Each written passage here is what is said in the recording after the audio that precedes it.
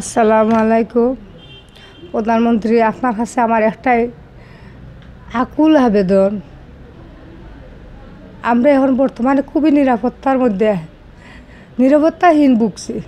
আসসালামু আলাইকুম রহমতুল্লাহি বারাকাতু। Welcome to Sylhet to London. আমাদের জীবনের কোনো নিরাপত্তা নাই এখন। আমরা এক মুহূর্তের জন্য আমরা বাইরে হতে পারি না, কারণ আমার বোনটা পরশুদিন রাত্রে যাওয়ার পথে একজন লোক সাথে সাথে ওরা জিজ্ঞাসা করতেছে, মানে ফোনে জিজ্ঞাসা করতেছে যে আপনি তো রায়হানের খালা, আপনি এখন কোথায় যাচ্ছেন? তো নে বলছে আমি এখন বাসায় যাচ্ছি। বলে আপনার বাসা কোথায় এবং আপনি এখন কোন জায়গায় আছেন? তো বলছে আমার বোনের যে কে লেগে, বলে আমি আপনার সাথে দেখা করতাম। তখন আমার বোন বলছে ঠিক আছে, দেখা করতে হলে পরে দেখা করো, আমি এখন কোন জায়গায় আছি আমিও নাম জানি না এই এলাকার। এইটা হইয়াই ফোন কাটি দিছে। তাই আপনার কাছে আমার অনুরোধ, আমরার জীবনের নিরাপত্তা নাই। যত সময় থাকি আকবর বুইয়া ধরা না পড়ছে, যত সময় থাকি এই আসামিগুলা হ্যান্ডওভার না হয়েছে, অত সময় থেকে আমরা কেউই নিরাপত্তা নাই। আমাদের নিরাপত্তা কে দিবে? আপনি আমাদের জন্য সুবিচারটা করেন এবং আমাদেরকে নিরাপত্তার জন্য একটু সহযোগিতা করেন। মাননীয় প্রধানমন্ত্রীর কাছে এটাই আমার আবারও আবেদন। আমার বাচ্চা জীবনে আর ফিরিয়ে তো আর আসবে না। আপনি যদি কিংবা আপনারাও যদি কোটি টাকা দিয়েও আমার বাচ্চার শূন্যতা তো পূরণ করতে পারবেন না, কিন্তু আমার বাচ্চার অন্তত খুনিরে ধরিয়ে ওর শাস্তি, ওর ফাঁসিটা হোক এবং আগে রিমান্ডে আনা হোক। কে বা কারা কেন এইরকম হলো এটা তার জানিয়ে তারপর ওর ফাঁসির দাবি আমার। আমি আপনাদের কাছে বারবার বলছি ওকে ফাঁসি দিয়ে ওকে মৃত্যুদণ্ড হোক এবং জনতার সামনে, এইটাই আমার আবেদন। আমরা ব্যবসায়ী সমিতি থেকে আইসেন কালকে তারা, এই যে তারা যত ব্যবসায়ী সমিতি সব আমাদের পাশে আইছে। এইটাই বলছেন যে কালকে মঙ্গলবার বেলা 10টা থেকে 4টা পর্যন্ত সব ব্যবসায়ী সমিতি বন্ধ থাকবে এবং 2টা থেকে 4টা পর্যন্ত মানববন্ধন চলবে। যত ব্যবসায়ী সমিতি, যত পরিবহন সমিতি, তারা সবাই থাকবেন এইখানে। আমি কিন্তু এদেরকে আহ্বান জানাই নাই এবং এদেরকে আমি বলি নাই। তারা নিজের উদ্যোগে আমাকে শুধু সান্ত্বনা দেওয়ার জন্য না, ওনারা বলতেছেন আজকে আমার রায়হান চলে গেছে, হয়তো আগামীতে তাদেরও আরও রায়হান চলে যাবে।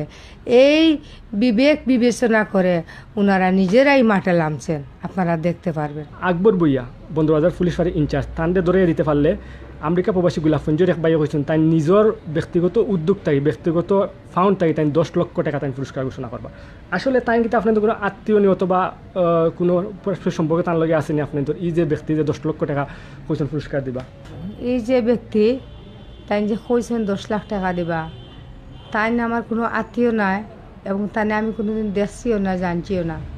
কিন্তু উনার মনের রায়হানের এই মর্মান্তিক দুর্ঘটনা দেখিয়া এবং এই যে এখন পর্যন্ত পুলিশে আসামি ধরেন না, এটা দেখিয়া তাই ব্যক্তিগতভাবে তার মন থেকে তাই রায়হানের মায়ায় এবং বাংলাদেশের এইরকম ঘটনা আর কোনোদিন ঘটে নাই, এই প্রথম ঘটছে দেখিয়া তাই মনের মায়া তাই সহ্য করতে না পারে তাই মনে করছেন তান একজন ভাই আড়াইছেন, একজন বন্ধু আড়াইছেন, একজন বাতিজা আড়াইছেন, একজন বাগনা আড়াইছেন। তার কাছে অনেক কিছু মনে হয়েছে, তাই এইটা মনে করিয়া তাই ব্যক্তিগতভাবে তার তরফ থেকে 10 লক্ষ টাকা তাই প্রদান করবা এবং যে এইটা দৌড়াইয়া দিবা কোনানো আছে গোপন তথ্যটা দিবা, তাই মোবাইল নম্বর দিছেন এবং তাই এই গোপন তথ্যটা তাই গোপনেই রাখি দিবা। শুধু আপনারা এই সহযোগিতা তানে করার জন্য তাই খুব বেশি আহ্বান জানাইছেন এবং আর্তনাদ জানাইছেন যে আপনারা কেউ না কেউ এই সহযোগিতা তানে করতে। আল্লাহ এখনও দুনিয়াতে আছেন এবং এই ফ্যামিলি, এই রায়হান একজন বিডিআরের ছেলে এবং এই রায়হান একজন পুলিশের নাতি, আর এই পুলিশের হাতে এই রায়হান নিহত হয়। এখন আপনাদের বিবেচনা একটু চিন্তা করেন। আমি একটা মা, আর আমাদের মাননীয় প্রধানমন্ত্রী উনিও একটা মা, উনার কি প্রয়োজন ছিল এত সময়ে? আমি তো আমার ছেলের কোনো ক্ষতিপূরণ টাকা পয়সা চাই নাই। উনি যে 50,000 দিয়ে বলছেন যে 50,000 দিয়ে আপনি নিশ্চিন্ত হয়ে গেলেন, আমি তো 50,000-এর কথা চাই নাই। আমার ছেলে যদি আজ আমেরিকায় চলে যায়, জানুয়ারিতে চলে যায়, তো কত 50,000 রুজি করতো। কিন্তু আমি তো 50,000-এ আমার মন ভরতেছে না। আপনারা যদি 50,000-এর সাথে আরও 50,000 নেন, আমার ছেলেকে ফেরত দেন। আর না হয় আকবরকে ধরে জনতার সামনে দেখেন, ওর মুখোশটা খুলে দেন, ওকে ধরে রিমান্ডে এনে ওর ফাঁসির আদেশ করেন। এটাই আপনি যদি প্রশাসনের লোক হয়ে থাকেন এবং মাননীয় প্রধানমন্ত্রী আপনারা যদি সত্যি প্রশাসনকে সৎ কাজের জন্য ব্যবহার করে থাকেন, তো এইটাই আপনি করবেন আমার আশা। আবার বাচ্চার কুডিরে খুঁজে বাইর করেন এবং তার দৃষ্টান্তমূলক শাস্তিটা দেওয়া হোক। আর আমরা কিন্তু নিরাপত্তাহীন নয়, আমরা খুবই নিরাপত্তাহীন হইয়া ভুগতেছি। আমাদের যেমন মনে নাই শান্তি, তেমন জানে নাই নিরাপত্তা। তাই একদিকে আমার বাচ্চার বেতনে আমি জানাইতে পারতেছি না, আমার 34টা বৎসরের পালিত ছেলে, আজ আমি কীরকম এটা বলতাম। আমার কাছে এখনো মনে হয় যে আমার ছেলে এসে বলছে আম্মা চা দাও, আম্মা আমার ভাত দাও। বিশ্বাস করেন, আমার যে ফোনটা, ওই দিন থেকে আমার ফোন আর আমার পাশে রাখি না। ফোনের আবার শুনলেই আমার মনে হয় এই রায়হানে ফোন দিছে, তখন আমার শরীরটা খুব খারাপ হয়ে যায়। তাই আমি ফোনটা এখনো আমার পাশে আর রাখি নাই। আমার কেউ ফোন দিলে আমি ফোন ধরি না। তাই মাননীয় প্রধানমন্ত্রীর কাছে আমার আকুল আবেদন, আমার ছেলেটা কোনো রাজনৈতিক দলের সাথে জড়িত কোনোদিনও ছিল না এবং আমাদের ফ্যামিলিও রাজনৈতিক দলের সাথে জড়িত নয়। আমার ছেলেটা ছিল একটা বিডিআরের হাবিলদারের ছেলে এবং একটা পুলিশের নাতি। তার এই মর্মান্তিক দুর্ঘটনার জন্য আমি একটা মা আপনার কাছে শুধু বিচারই চাচ্ছি, আমার ছেলের ক্ষতিপূরণ আপনারা কি দিবেন? আমার ছেলেটা চলেই গেছে, আপনারা তার ফিরিয়ে আনতে পারবেন না, কিন্তু অন্তত এই ছেলের খুনিটাকে যদি ধরে আপনারা বিচার করেন, সুষ্ঠু বিচার করেন, ওর ফাঁসিতে জনতার সামনে যদি দেন, তাহলে আমার ছেলের আত্মা শান্তি পাবে, আমারও মন শান্তি পাবে। এবং আমার যে ফুটফুটে 2 মাসের একটা নাতির, ছেলেটাকে বিয়ে করেছি মাত্র 15 মাস হয়েছে, এই বউটাকে আমি কার ভরসায় আমি রাখতাম আমার ঘরে? এই মেয়েটা যে বিয়ে হয়ে আসছে মাত্র 20 বছর মেয়ের বয়স, এই মেয়েটার লাইফ যাইবে কেমনে? আপনি এইটা বিবেচনা করেন। আপনার কাছে আমার বিবেচনা চালাম, আপনি বিবেচনা করেন। আর আমরা নিরাপত্তা নয়, কারণ যত সময় থেকে আসামিরা ধরা না হচ্ছে, আসামিরা যত সময় থেকে এই পুলিশের হাতে হ্যান্ডওভার না হচ্ছে, তত সময় থেকে আমরা কেউ নিরাপত্তা না। গত পরশুদিন আমার বোনকে ফোন করে বলছে, আপনি তো রায়হানের খালা, আপনি কই যাচ্ছেন, কিভাবে যাচ্ছেন, কোন গাড়িতে যাচ্ছেন, কিংবা কোথায় আছেন এখন? আমার বোন বলছে যে না, তোমাকে বলা যাবে না, তুমি কে? বলে ঠিক আছে, তোমার সামনে আসলে তুমি আমাকে চিনবা। এই কথা বলে ফোনটা কেটে দিয়ে দিছে। এরপর থেকে এখন এই ফোনের কোনো ইয়ে নাই। আমি প্রথম থেকে জানাইতেছি যে যখন আমি নাম জানলাম, এই আকবর ভূঁইয়াই মেইন নায়ক, আকবর ভূঁইয়াই সব ঘটনার রহস্য, কিন্তু সবগুলা নিশ্চয়ই সারা ওয়ার্ল্ডে ছড়িয়ে গেছে। কিন্তু এত ছড়ানোর পরও যে প্রশাসন এখনও তার কোনো অ্যাকশন নেয় নাই। এই যে পাবলিকের কোনো ঘটনা ঘটলে 2 দিন 3 দিনের মধ্যে এটা সমাধান হয়ে যায়। এমসি কলেজের ঘটনাও 3 দিন লাগছে না, সমাধানও আসছে এবং এই আসামিগুলোও ধরা হয়েছে। আর আমার রায়হান আজ 10 দিন হয়ে গেছে, ওনারা 72 কত 72 যে আন্দোলন যাবে আমার মনে হয় না, নিশ্চয়তা আছে। প্রশাসন যদি ইচ্ছা করতো, প্রশাসন ইচ্ছা করলে মাত্র 24 ঘন্টার ভিতরে আসামি ধরে কোর্ট হাজতে হ্যান্ডওভার করে রিমান্ডে আনা হইতো। কিন্তু ওনারা হয়তো মনে করতেছেন যে এই 50,000 টাকা তারারে দিয়ে দিছি, এটাই আমার যথেষ্ট হয়ে গেছে। আমি তো বারবার বলতেছি আমি টাকা চাই না, আমি আমার ছেলে চাই। টাকা দিয়ে আমি কি করব? এই যে আমাদের মাননীয় প্রধানমন্ত্রীর বাবা হারিয়েছেন, ভাই হারিয়েছেন, উনি তো টাকা কম আতাইতেছেন না, ওনার টাকার কি কমতি আছে? কিন্তু ওনার বাইয়ের জায়গা কি পূর্ণ হয়েছে, ওনার বাবার জায়গা কি পূর্ণ হয়েছে, ওনার মায়ের জায়গা কি পূর্ণ হয়েছে। তেমনি উনি যে 50,000 পাঠাইছেন আতে আমার ছেলের জায়গা পূর্ণ হয় নাই। উনি যদি 50 লাখও পাঠান আমার ছেলের জায়গা পূর্ণ হবে না। রায়হানের মেয়ে কালকে রাতে থেকে খুব বেশি বমি হইতেছে, তাই এরে আমরা লাইফে আনতে পারতেছি না, শরীরটা সুস্থ না সে। এখন দেখেন এই মেয়েটাই আমাদের রায়হানের স্মৃতি ধরিয়ে রাখবে। ওর মেয়েটার জন্য আপনারা সবাই দোয়া করবেন, মেয়েটারে আল্লাহ সুস্থ রাখতা। আর আমাদের এখনও বলতেছি, যদি প্রশাসন ইচ্ছা করে 24 ঘন্টার মধ্যে এই আকবরকে ধরতে পারবে, কিন্তু আর ওরা যদি ইচ্ছা না করে কত যুগ বাহাত্তই যাবে, ধরতে পারবে না। কিন্তু জানি না প্রশাসনের মাধ্যমে এবং মিডিয়ার মাধ্যমে সবার কাছে আমি এইটাই অনুরোধ জানাচ্ছি যে প্রশাসন বড় না আকবর বড়। যদি প্রশাসনই বড় হয় তাহলে আকবরের কাছে কি এমন ক্ষমতা আছে যে প্রশাসন তাকে ধরতে সক্ষম হচ্ছে না। নিশ্চয়ই প্রশাসন জানে একটা লোক যেইভাবে পালিয়ে যায়, কোনভাবে পালিয়ে গেল, কিভাবে পালিয়ে গেল, তারা কি ডিউটি ঠিকমতো করতেছে না? তারা তো প্রথম দিনই আমাদেরকে বলতেছে না যে তাদের নাম কি, আমরা তো নাম পাই নাই 2 দিন বড়। তারা বলতেই পারে না এখানে কেরা কেরা ডিউটি কর্মত ছিল। 2 দিন পর যখন আমরা নাম জানলাম, সেই দিন ওনারা 4 জনকে আনিয়ে সাসপেন্ড করলেন, টুপি জমা রাখলেন, বেল্ট জমা রাখলেন, বেজ জমা রাখলেন। তখন তো আকবরেরও জমা রাখছেন। তাহলে এই 4 জনকে সাসপেন্ড করলেন, গৃহবন্দী করলেন, আকবরকে কেন করলেন না? হয়তো আকবরের পাশে হয়তো এমন কোনো কিছু আছে যা ওনারাও নিজে থেকে ধরা দিতে সক্ষম হচ্ছেন না, কারণ ওরা বলছেন যে আকবর পালিয়েই যাও।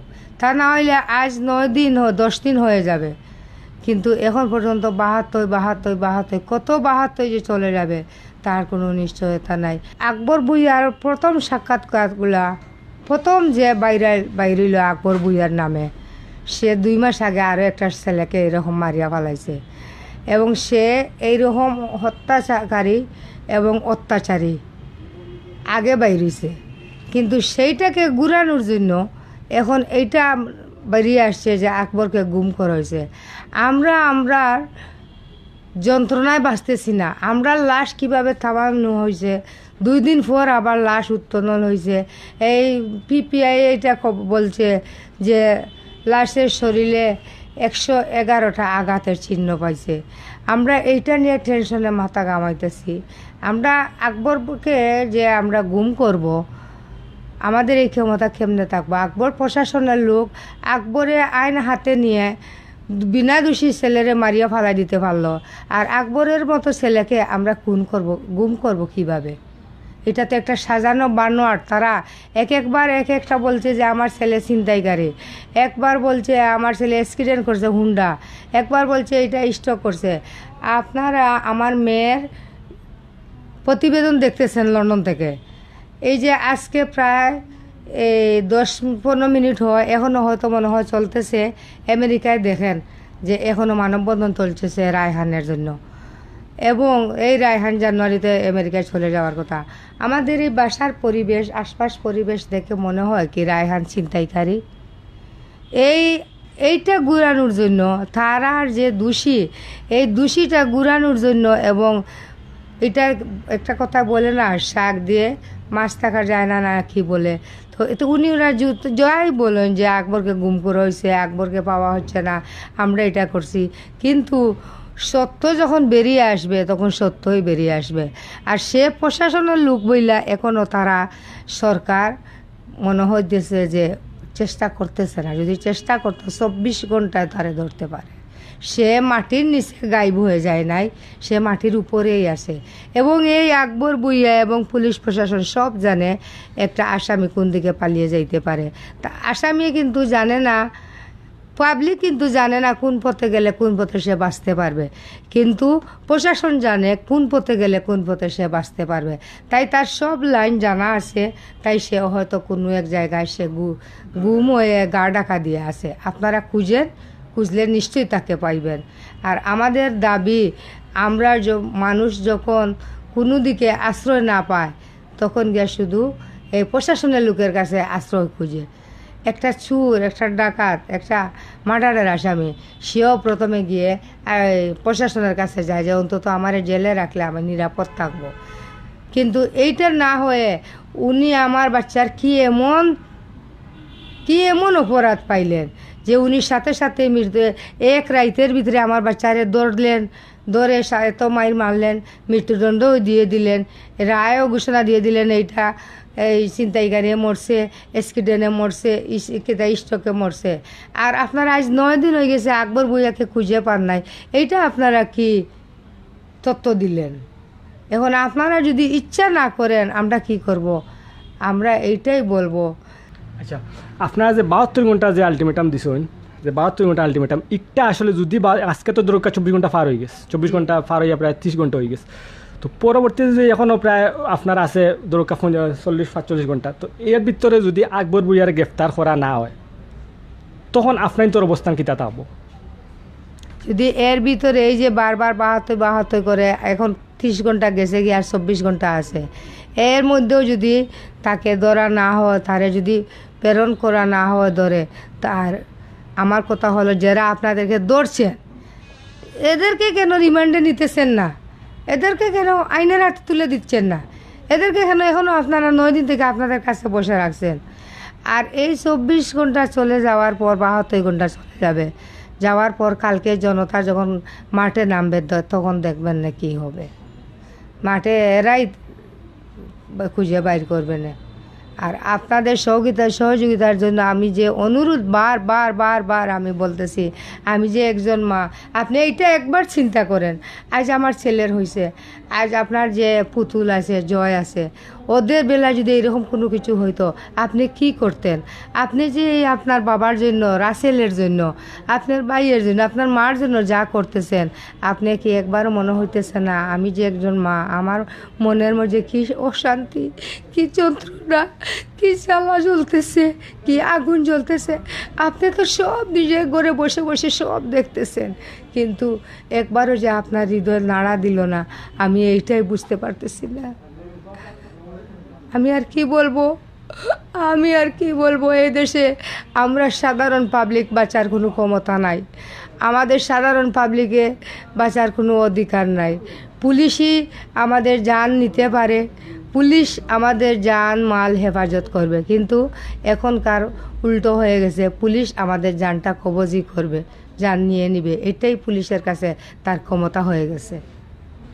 আচ্ছা, আমরা এখন রায়হান ভাই চাচা যে আপনার প্রথম যার কাছে ফোন আইছিল, ফোনের মাধ্যমে রায়হান ভাই মাতিছিলা, আপনারা অলরেডি জানেন, তাদের দেখছেন, তাই অনেক বক্তব্য সামাজিক যোগাযোগ মাধ্যম এমনকি স্যাটেলাইট গণমাধ্যম কর্মীরে তার বক্তব্য দিছেন। আসলে তাই প্রধান সাক্ষীও হইতে গেলে যে ফোনটা আইছে, রায়হান ভাই ফোন দিছিলা চাচার মোবাইলও, তো আসলে আমরা চাচার কাছ থেকে আবারও আমরা জিনিসটা জানতাম চাইমু। ফোন দিছেন তাই ভোর 4:33, 4:30 এরকম। ওর মা নামাজ পড়তে, তাজুদের নামাজ পড়ে ফোন পাওয়ার সাথে সাথে বলছে এখনও আমার পুরা খানে তার আওয়াজটা আসে যে আমারে বাঁচাওয়াইয়া, তাড়াতাড়ি বাঁচাও, নেওয়াইয়া আমারে। আমি বললাম তুমি কোথায়? বলে আমি বন্দরবাজার পুলিশ ফাঁড়িতে আছি, টাকা নিয়ে আসিও। এই কথা হয়ে এই ফোনটা রাখি দিছি। এবং এই ফোনটা একজন কনস্টেবল এসআইন নাম্বারটা, যাক আমি সাথে সাথে উঠিয়ে আমিও উজু পড়িয়ে এই বাইরে হইয়া গেছে কাপড় পরিয়া। এখানে যাওয়ার সাথে সাথে ওই পায়ে হাঁটিয়া গেছি, তো অনেক জায়গা খাস্তবিদ থেকে আমি গেছি। এখানে যাওয়ার সাথে সাথে একামত হইছে মসজিদে কুদরতুল্লাহর। একজন পুলিশে জিগাইছে কি চাচা? বলে না আমি নামাজ পড়িয়া আসি। বলে আচ্ছা। নামাজ পড়িয়াই সালাম ফিরাইয়া আবার আইয়াই ঢুকছি তাদের এখানে। তখন দাঁড়িয়ালা একজন লোক বসা, সামনে বড় টেলিভিশন, পুরানা টেলিভিশন একটা, আর আরও 2জন লোক আছিল সিভিলে, বন্দরবাজার পুলিশ ফাঁড়ির এই ভিতরেই, গেটের ভিতরেই। ওরা জিজ্ঞাসা কি চাচা? বলে আমি রায়হানে আমাকে ফোন দিছিল, আমি আসছি। বলে আপনি কি হন রায়হানের? বলে আমি রায়হানের চাচা। বলে আসেন। আমি বললাম তার অপরাধ কি, সে কোথায় আমি একটু দেখি। বলে সে ছিনতাই করছে। আমরা আচ্ছা ঠিক আছে আমি ওরে জিজ্ঞাসা করি সে কেন এটা এই করলো পুলিশ সদস্যর নাম কিতা আছিল? আরে এইটা তো তাদের আরো বড় নাটক। আমি মাননীয় স্বরাষ্ট্রমন্ত্রীর কাছে আপনাদের মাধ্যমে জানাইতেছি বা জানাবার চেষ্টাও আমার, এবং ওই দিন আমি মিশ্রা বাইরেও বলছি, নাদেল বাইরেও বলছি যে আমরা এটা পরবর্তীতে আচ্ছা জাগিয়ে করবো।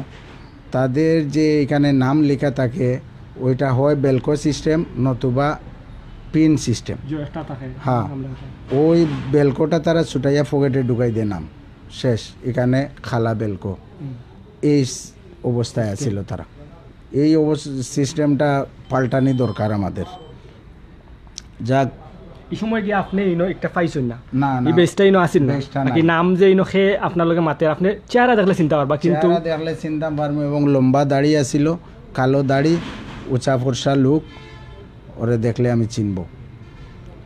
যাক, ও আমারে বললো চাচা রায়হান তো এখন ঘুমাইতেছে, আপনি তো সাক্ষাৎ করতে পারবেন না। এই সময় সকাল কয়টা আনুমানিক বাজে? ওইটা মনে করেন 5:30। পরে আমি বললাম আচ্ছা আমি একটু দেখি, ওরে একটু জিজ্ঞাসা করি বা একটু নাস্তা বা পানি টানি দিয়া যাই। বলে না, এখন দেখতে পারবেন না, ওই দেখেন 3 নাম্বার রুম বন্ধ। তারা কিন্তু মারিয়ে রাখি দিছে রুম বন্ধ, এবং যে ভিকটিমে নিয়ে আসছে তারে, ওই ভিকটিমও এখন নাই, ওরাও এখন একটু রেস্টে গেছে। আপনি 9টা 9:30 আসেন। আচ্ছা, যে চার্জে আসলা যে পুলিশ সদস্য কথা কর, যার যে গ্রেফতার করিয়া আনসলা রায়হান বাইরে, তাই এই সময় ডিউটি হতো নাই, রেস্টও গেছেন? রেস্টও গেছেন। যাক, পরে আমি এখানে আবার বলছি বলে দেখেন একটু আমি ওরে একটু দেখিয়া যাই। বলে না, সে তো ঘুমাইতেছে আর এরা তো ডিউটি করছে পুরা রাত, আপনি ইয়ে করেন 9টা 9:30 আসেন। এই আকবরও ছিল হলুদ কালারের গেঞ্জি পরা, এই আকবরও ছিল হলুদ কালারের গেঞ্জি পরা, মুখে মাস্ক পরা, ওই পুলিশ অফিসারের পিছনে বসা। সে বলল চাচা আপনি তো টাকা। আকবর রে আপনি কিলা চিনলা?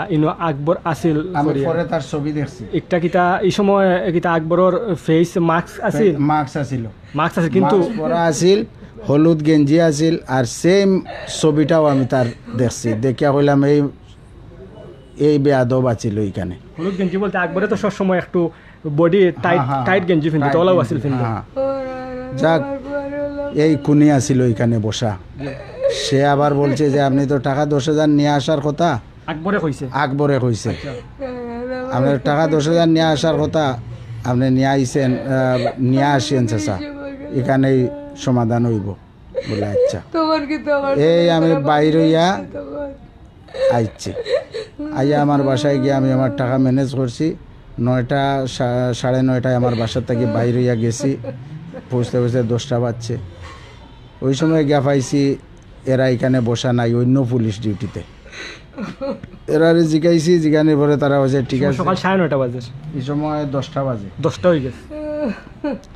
10টা হইব। পরে আমার বসার একটা চেয়ার দিছে, আর কইছে যে ওরা সব আমার সামনে থেকে উঠিয়া গেছে, গিয়া খানা ঘুষা করছে। করিয়া আইছে, আইয়া একজনে কইল আমার যে চাচা আপনি কাজ করেন, এরে তো তার শরীর একটু খারাপ করছিল, আমরা উসমানী হসপিটালে ইমার্জেন্সিতে পাঠাইছি, এখানে আমাদের লোক আছে, পুলিশের লোক আছে, আপনি যান গিয়ে এখানে। এই আমি সাথে সাথে এখানে গেছি, গিয়া দেখলাম। এই সময় কি তারা বেস আছিল না নিনো লাগাই? না না না, এই সময় নাই, সকাল 10 নাই। আপনি যে সময় সকাল 5:30 দিকে গেছেন, তারা বেশি কথা কইছে সিভিলে সব সময় তারা বেশি কথা কইছে আমার সাথে সিভিলে। আচ্ছা, যে সময় আপনি সকাল 5:30টার সময় গেছেন, এই সময় বেস পাইছেন না? নাম তারা উল্লেখ নাই? যে সময় সকাল 10টার সময় গেছেন, এই সময় তারা কোনো বেস নাই, নাম উল্লেখ? একজন আছিল পুলিশ, এরও নাম আমার পুরা হইছে না, স্মরণ রইছে না। আর বাকি যাও ইয়া কথা কইছে সব সিভিলে, ইয়া গেঞ্জি পরা, কেউ শার্ট পরা, আইয়া কইয়া আমার তো সাথে সাথে যে কইছে উসমানিতে, আমি তো সাথে সাথে এখানেই গেছি সিএনজি কে। যাওয়ার পরে এখানে জিজ্ঞাসা করলাম ইমার্জেন্সিতে, এরা হয় না এরকমের কোনো লোক তো হইছে না। আমি জিজ্ঞাসলাম যে একটু আগে এখানে একজন রুগী আসছে নি পুলিশে লইয়া, হইল না। এরপরে আরো জনে কইল আপনি ওই ভিতরে গিয়া জিগাইছি, জিগানির পরে সিস্টারে ওজনে খাতা বাইর করছে, করিয়া কইল রায়হান আহমদ, এর তো লাশ আইছে, ওই হিমাগারে লাশ রাখা। আচ্ছা, একটা মিনিট, লাশ আইছে বলতে লাশ আইছে বলতে লাশ কিতা তাই উসমানী মেডিকেল যাওয়ার আগেও কিতা তাই মারা গেছেন নি? যাওয়ার আগে এর আগেও তো মারিয়া রাখি দিছে, এর আগে মারিয়া রাখি দিছে। ও যে ভোরবেলা 5টার সময় তার দমটা গেছে, এই সময় কিন্তু ফজরের আজান খালি শেষ হয়েছে, কারণ এটা সাক্ষী প্রমাণ আছে, বুঝছেন নি? এক্সক্লুসিভ একটা হইল কি কত হইল কি পুলিশর এমনকি ইনো যে আপনার দায়িত্বরত সিলেট উসমানী মেডিকেলর পরিচালক ব্রিগেডিয়ার জেনারেল, তো তাইনো একই কথা কইছেন যে ইনো হসপিটাল নেওয়া বাদে এই সময় পর্যন্ত রায়হান ভাই জীবিত আসলা, কিন্তু তান অতি জখমর কারণে হয়তো বা তাই স্ট্রোক করছেন, স্ট্রোক করে হসপিটাল চিকিৎসাধীন অবস্থায় তাই স্ট্রোক করছেন।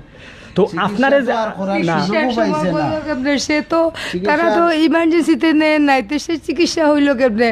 তারা তো তাড়াতাড়ি নিয়ে হিমাগারে রাখছে।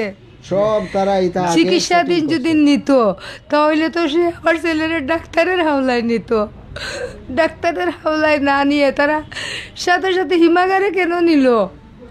থানা থেকে বাইর করে নিয়ে হিমাগারে হারাই দিল খেল লাইয়া। আচ্ছা, ও একটা হইল বিষয়, আপনি যে একটা কইছেন যে আপনি যে সময় ইমার্জেন্সিত গেছেন তাই যেন কইছেন নাইলে কোনো লাশ আইছে না, পরে যখন আপনার স্টে খাতা দেখাত গেছেন সিস্টার আসলা, সিস্টারে আপনার কইছেন যে একটা লাশ আইছে মর্গত রাখা, মানে লাশটা হাসপাতাল নেওয়ার আগেও তাই মৃত্যুবরণ করছে। আর নাইলে তো সিস্টার কইলা মানে তাই চিকিৎসাধীন আছেন অথবা তাই চিকিৎসাধীন অবস্থায়, তাই কইছেন ডাইরেক্ট যে একটা লাশ আইছে, একটা হিমাগারে রাখা আছে, পুরোতে আমরা আপনার হ্যান্ড ওভার করবো ওলাও। কারণ উসমানিত আমি তো আরও গেছি বা আমরা তো আরও রুগী হল আছেন দেখি, যারা মরার পরে কমসে কম 2-3 ঘন্টা 4-5 ঘন্টা তার সিটও থাকি যায়, কাগজগুলা প্রসেসিং করতে করতে লেট হয়, 4-5 ঘন্টা এখানে রাখি দে, এরপরে তারা আত্মীয় স্বজনের গেছে সমঝায়। এ যে এই 6টা কত মিনিটে গিয়া ঢুকলো, 6টা 9 মিনিটে খাতার মধ্যে লেখা, তারার ওই কাগজের মধ্যে 6টা সিসিটিভিতে আইছে ফুটেজও, এগুলা তো উসমানি তো সিসি আছে, ওই এসপি অফিসের সামনেও সিসি আছে, সবগুলা সিসি আছে, এগুলাও তো ইনকোয়ারি করলে সব তা বার হয়ে যায়। অতটুকু বার করার পরে, অতটুকু পাওয়ার সত্যিকার পাওয়ার পরেও, সততা পাওয়ার পরেও আমরা আসামিরে এখনো তারা আনিয়া কোর্টে চালান করলো না, আইনের আয়তায় আনলো না। আরেকটা জিনিস, যেমন তো আপনি সকাল 5:30 গেছেন, এই সময় তারা কইছেন যে ডিউটিরত যে আসন ইনচার্জ তাই বর্তমানে নাই রেস্ট গেছেন, কিন্তু তারা সকাল 6টা 9 মিনিটও তান্ডে উসমানিত নিছে, ইনো কিন্তু ইচ্ছাকৃত আপনারা দেখতে লাখর ও আমারে ওইদিকে বিদায় করিয়া তারা প্রিপারেশন করছে। আর ও যে কইছে যে ভিকটিম আইয়া এখানে করছে, এরাও এখানে হসপিটালে গেছে, গিয়া এখানে এরারে টেকা খাওয়াইয়া এটা কাগজ টাগজ সব করছে, কারণ একেবারে উসমানির এই যে ইয়েগুলা আছে এরাও জড়িত পুলিশের লগে, এই খুনির আকবরের লগে এরা জড়িত আছে, এরা এরকম আরও ঘটনা করছে, বিদায় এরার জানা আছে সিস্টেম। আমারে বিদায় করিয়া তারা ওদিকে মূল ঘুরাইয়া এই নাটক সাজাইছে, কারণ হেতু একজন নাটকেরও অধিনায়ক অভিনেতা, আবার ছেলেটারে নাটকের মধ্যে মেরে ফেলাইলো, বালা একটা ছেলেরে মারলো, মারিয়া এখন তার বাইয়া আর একটা নাটক সাজাইতেছে যে কি আমার বাইরে গুম করছে। তোর বাপ আছিল খারাপ, বাপের নামে দর্শন মামলার আসামি, তোর বাপ আছিল খারাপ, 1 মাসের জেলও কাটছে, খারাপর গড় তো খারাপ জন্ম নিবেই। এবং এই যে খুনি আকবরের বাইক কেমনে ভালো হইব, সে যদি ভালো হইতো, বাস তো এক সমান বাস যারে ধরে না, আঙ্গুলের 5 আঙ্গুল সমান হয় না হাতের, কোনো বাস লাগে টয়লেটে, আর কোনো বাস লাগে গুরুস্থানে, আর কোনো বাস লাগে মসজিদে, তেই এই আকবর বুইয়া লাগছে টয়লেটে, আর এখন ওই সেও তার বাইও চাইতেছে সেও টয়লেটে যাইতো। আসলে ইনো যে বিষয়টা দাঁড়াইছে আমরা একটা স্পষ্ট একটা বুঝতাম পারি, সম্পূর্ণ ছিল সে আসিয়া আমাদের কাউন্সিলরের সাথে মিলতো, কাউন্সিলরের সাথে ডাইরেক্ট এইভাবে না আসিয়া সে আমাদের কাউন্সিলরের কাছে আসতো, আসিয়া বলতো প্রতিনিধির কাছে যে আমি আকবরের ছোটো ভাই বা বড় ভাই, এখন কি হইছে না হইছে এইটা তো আইনে দেখবে, আইনের ব্যাপার, ঠিক আছে। ওই যে ছোটো বাচ্চাটা বা ওই যে সন্তানহারা মা, আজকে আমারও তো মারলে আমার মারও তো কী অবস্থা হইতো। তো ঠিক আছে, আমি ওই মারে একটাবার আপনাদের মাধ্যমে গিয়ে আমি সান্ত্বনা দিয়ে আসি বা একটাবার আমার চোখ দিয়ে দেখে আসি। এইটা না করিয়া সে এখন উল্টা মুড় ঘুরাইতেছে কি যে আমার বাইরে ওরা গুম করাইছে। তুই যদি এইভাবে কোনো প্রমাণ দিতে পারস, আমি এই ইয়ের মাধ্যমে আমি বলতেছি, যোগাযোগ মাধ্যমে, টিভি ফুটেজের মাধ্যমে। আজকে তো আরও সাংবাদিক আসছে, কিন্তু আমি সময় পাই নাই, সাক্ষাৎ দিতে পারছি না। না হলে আমি পুরা সাংবাদিকের ইয়েতে বলবো, যদি এই ধরনের কোনো প্রমাণ দিতে পারে সে যে তার বাইরে গুম করাইছি আমরা, তাহলে আমরা জুতা গলায় দিয়ে এই পুরা শহরে ঘুরব। খারাপের বড় খারাপ। আসলে যে বিষয়টা দাঁড়াইছে আপনার বক্তব্য থেকে কিন্তু আসলে একটু তথ্য পাইলাম। বিষয়টা হয়েছে রায়হান ভাইয়ের হত্যার বিষয়টা সম্পূর্ণ দুম্রজাল হয়ে গেছে। দুম্রজাল বলতে ওই যে তাদের হাসপাতাল নে ওইলো, আপনি গিয়ে জিকাইলে একজন সিস্টারে তাইন করিলা মরদেহ আমরা আইসে, আমরা আমরা হিমাগর রাখছি। এর বাটে বোঝা যায় মরদেহ গিয়া লাস্ট গিয়াও ঢুকছে হাসপাতালও। এর আগেও তাই মারা গেছেন। এরপরে তান্ডে যে আপনার 5:30টার দিকে দেখতে দেওয়া হইলো না, 6:09 দিকে তান্ডে আবার নেওয়া হইলো হাসপাতালও। এরপরে আপনার যে আকবর বুইয়া তাকি লইয়া যারা পুলিশ সদস্য আছিল সেগুলোর বেস নাই, যে বেস একটা থাকার কথা যেটা তার চিহ্ন, তাই নাম কি, তাই নামের চিহ্নটা নাই, তারা এগুলো তারা হরাইছে, তারা ফেকটও রাখি দিছে। খুনি তো খুনের কারণে এইটা করছে। যদি সে খুনি না হইতো, ভালো লোকের ছেলে সন্তান হইতো, তাহলে এইরকম করতো না।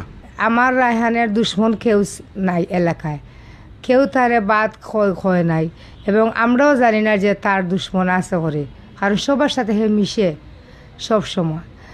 এর মিশার মাঝে আকবর বুইয়া 10,000-এর জন্য আমার ছেলেরা মারবে না। নিশ্চয়ই এর পিছনে কোনো একটা না কোনো রহস্য আছে। এই রহস্য না থাকলে বা কেউ তারে এইটা দিয়া করানো হয়েছে, এর জন্য আমরা কেউ নিরাপত্তা না, কে কোন সময় বাইরেব আর ফিরে আসতে পারবো না। কারণ যেহেতু আকবরের সাথে পুলিশের কোনো বাই সম্পর্কও না, বন্ধু সম্পর্কও না, এবং দুশ্মন সম্পর্কও না, তাহলে আকবর কেন আমার বাচ্চাটারে ডাইরেক্ট এই কাছ থেকে বাইরেছে আর এরপর থেকে তারে আর ফোনে পাওয়া যাচ্ছে না, কেন ডাইরেক্ট নিয়ে মেরে ফেললো? আমার রায়হান আকবরের কি এমন কি অপরাধ করছিল যে অপরাধের জন্য এই ফাঁসির আসামি যে তারাও আরেকবার সুযোগ দেওয়া হয়, না হওয়া 2 দিনের জন্য সুযোগ দেওয়া হয়, আপিলের মার্ডারের আসামিরও আপিলের সুযোগ দেওয়া হয়। আমার রায়হানদের যে আপিলের সুযোগটা তো দূরের কথা, প্রশাসনে কি এইটা লেখছে যে তুমি তারে গণপিটানিতে পাইছো, তুমি তারে চিন্তাইয়ে পাইছো, তুমি আনিয়ে মারিয়া ফালাই দিও? প্রশাসনে কি এইটা লেখছে? আর আমার ছেলেটাকে যে চিন্তাইয়ে পাইছেন, এটা তো সে কোনো প্রমাণ দিতেই পারলো না। যে এই ঠিকানা দিছে সেই ঠিকানার ফুটেজ খুলে এই নজরুল কমিশনার উনি ফুটেজ খুলে দেখিয়ে দিয়েছেন যে 3 দিনের মধ্যে এইখানে কোনো চিন্তাই হয় না, কোনো অ্যাক্সিডেন্ট হয় না, এবং কি এইখানের মহিলা 2 জন মানববন্ধন করেন, ওনারা নিজে থেকে এসেছেন তাদের বাসার ঠিকানা ওই পেপারে দেখে এসে বলছেন যে আমাদের বাসার ঠিকানা যে দেওয়া হয়েছে এটা ভুল। এই এলাকায় কোনো 3 দিনের মধ্যে কোনো চিন্তাই, কোনো রাহাজানি, কোনো খুন, কোনো মায়ের মামলা কিছুই হয় নাই, অ্যাক্সিডেন্টও হয় নাই।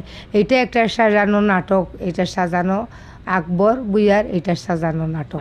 আমি তো বারবারও কইরাম যে মাননীয় প্রধানমন্ত্রীর কাছে, স্বরাষ্ট্রমন্ত্রী মহোদয় যত আসেন, আমরা সিলেটের মন্ত্রী মহোদয় সকল আসেন, সবর গেছেও আমার আকুল আবেদন যে আমরা এখন বাসা থাকি বাইরে, আর যে বাইরিয়া যে এক জায়গা থাকি অন্য জায়গায় যাইতাম বা চলাফেরা করতাম রাস্তায় বা কাজ কামে, এটা তো আমরা কোনো নিরাপত্তা নাই।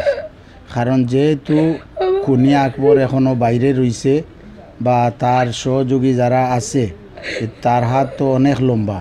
বন্দরবাজার পুলিশ ফাঁড়ির যে তারা সাদা উঠাইতো বা করতো, গত ওই লকডাউনের সময় সে প্রতিটা শাটার হিসাবে লালদিঘির পার হকার মার্কেটে এইখানে যে সাদাটা কানেকশন করতো, তার অনেক লোক আছিল, অনেক সোর্স আছে তার, যারা টাকা উঠাইয়া আনিয়া দিত। প্রতি শাটারে 1000 টাকা, 2 শাটার খুলিয়া ব্যবসা করলে 2000 টাকা প্রতিদিন। এটা তার এখানে ব্যবসায়ী সমিতিরে গিয়া জিকাইলেও খবর পাইবা, ব্যবসায়ী হলরেও জিকাইলে খবর পাইবা। তার হাত অনেক লম্বা, যার কারণে হে এখনও আত্মগোপন করিয়া আছে, তার কেউ কোনো ইয়ে করে না। এবং ও যে সোর্সরা আছে যারা এদের যারা এখানে কাছে এসে সোর্সি আছে। করতো এরার তো অবশ্য লিস্ট আছে। এদের কাছে- এরারে দুই একজনরেও ধরলে জিজ্ঞাসা করলে সব কিছু বাইর হয়ে যাব এবং ওই সোর্সের কাছেও সে আত্মগোপন করিয়া আছে। তো আমার মাননীয় প্রধানমন্ত্রীর কাছে বারবারও আমি অনুরোধ করি আর যে আপনি সুষ্ঠু তদন্ত করাইয়া সুষ্ঠুভাবে দ্রুত বিচার আইনে আনিয়া আমরা রক্তাতা যেভাবে আমরা তার ফাঁসি জনগণে ফাঁসি দেখতো, ফাঁসির রায় শুনতো, এইটা প্রত্যাশা করিয়া আমরা সিলেটবাসী পুরা বাংলাদেশ দেশ বিদেশ বাঙালি যা আসন সবেও আমরা একটা আশা যে তার ফাঁসি হইতো এবং সে যে দোষী এটা প্রমাণিত হইতো। তো আমরা নিরাপত্তার লাগিয়াও কইরাম যে আমরা তো এখন বারোইয়া গিয়া যে এক জায়গা একটা বাজার করতাম বা করতাম এগুলার তো আমরা কোনো নিরাপত্তা নাই। কোন সময় মানুষ দিয়ে আমরারে শুট করাইব এটা হেও জানে। এইটা করতে পারে একটা প্রচণ্ড পশু, তাই এইটা হিংস্র পশু যে এরকম যা করতে পারে সে তাই করতে পারে। এইটা করা তার জন্য তেমন কোনো ব্যাপার না। সে নাটক করতে করতে আমার ছেলেকে নাটকের মঞ্চের মতো দুনিয়া থেকে বিদায় দিয়ে দিল। সে এইরকম করতে পারবেই সে। আপনার দেখা যে মায়ের রায়হান ভাইয়ের আম্মা এবং চাচায় তাই বর্তমানে নিরাপত্তাহীনতায় বুগরা জীবন সংখ্যার মাঝে তাই আসুন। মাননীয় প্রধানমন্ত্রীর কাছে আজ জোর করে আবেদন জানাইরা যত দ্রুত সম্ভব তাদের নিরাপত্তা দেওয়া, তাদের সম্পূর্ণ পরিবারের নিরাপত্তা দেওয়া প্রশাসনের তরফ থেকে। তো আমরা চাইমু মাননীয় প্রধানমন্ত্রী বরাবর আমরা আবেদন জানাইমু যাতে করে যত দ্রুত সম্ভব রায়হান হত্যাকারী তারা দ্রুত গ্রেফতারের মাধ্যমে আইনের আওতায় আনুক, এমনকি ত্বরিত গতিতে এই পরিবারটারে প্রশাসনের পক্ষ থেকে নিরাপত্তা দেওয়া।